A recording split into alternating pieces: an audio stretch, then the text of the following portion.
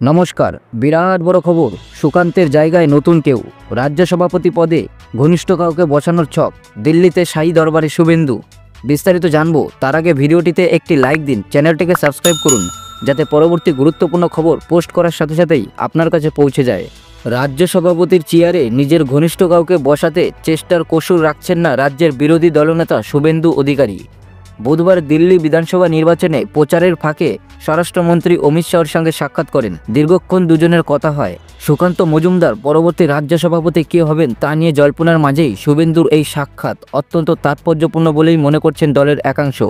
বিজেপির রাজ্য সভাপতি হিসাবে সুকান্ত মজুমদারের মেয়াদ শেষ হতে চলেছে শীঘ্রই। পরবর্তী সভাপতির নেতৃত্বেই 2026 বিধানসভা নির্বাচনে লড়তে চলেছে গেরুয়া শিবির। দিল্লির ভোটে বাংলার একাধিক বিজেপি নেতা প্রচারে এসে ঘাম ঝরাচ্ছেন। তাদের মধ্যে শুভেন্দু ছাড়াও রয়েছেন সুকান্ত মজুমদার, জ্যোতির্ময় সিং মাহাতো, রথিন বোস। প্রচারের মাঝে এদের কেউ শীর্ষ নেতৃত্বের সঙ্গে দেখা করেননি, কিন্তু মঙ্গলবার দিল্লিতে এসেই পরদিনই শাহর সঙ্গে সাক্ষাৎ করেন বিরোধী দলনেতা। সূত্রের খবর, শাহর কাছে নিজের পছন্দের 3 জনের নাম দেন। তার মধ্যে উল্লেখযোগ্য নাম রাজ্যসভার সাংসদ শ্রমিক ভট্টাচার্য। তবে সদস্য সংগ্রহণ অভিযান নিয়ে অমিত শাহ শুভেন্দুকে তুলোধনা করেন বলে জানা গিয়েছে। কেন লক্ষ্যমাত্রায় পৌঁছানো যায়নি কৈফিয়ত চান শুভেন্দু। অবশ্য শাহী টোপের মুখে অজুহাত দেওয়ার চেষ্টা করেছেন। তৃণমূলের ঘাড়ে দোষ চাপানোর পাশাপাশি দলের মণ্ডল ও জেলা স্তরে নেতাদের নিষ্ক্রিয়তাকে দায়ী করেন। গ্রামাঞ্চলে তৃণমূলের আতঙ্কে বহু সমর্থক বা কর্মী এবার সদস্যতা নিতে অস্বীকার করে বলে শাহকে জানান বিরোধী দলনেতা। ইতিমধ্যেই আরও একটি গুরুত্বপূর্ণ খবর বেরিয়ে এসেছে। একই কাণ্ড, বাংলাদেশে এবার কেড়ে নেওয়া হচ্ছে মহিলাদের এই অধিকার। তোলপাড় ইউনূসের দেশ, দেখুন কি কেড়ে নেওয়া হচ্ছে। শুরু হয়েছে 2025। আধুনিকতা বিজ্ঞান সংস্কার দিকে সমগ্র বিশ্ব যখন এগিয়ে যাচ্ছে, তখনই উল্টো দিকে হেঁটে আরও অন্ধকারে নিমজ্জিত হচ্ছে বাংলাদেশ। মৌলবাদীদের আস্ফালন দিন দিন বেড়েই চলেছে প্রতিবেশী দেশে। বিশেষ করে একের পর এক নিয়মের বোঝা চাপানো হচ্ছে মহিলাদের ওপর। এবার ফের এক ফতোয়া জারি করে বিশ্বের কাছে সমালোচনার মুখে পড়ল বাংলাদেশ। হাসিনা বিদায়ের পর থেকেই অবনতির দিকে দ্রুত এগিয়ে যাচ্ছে বাংলাদেশ।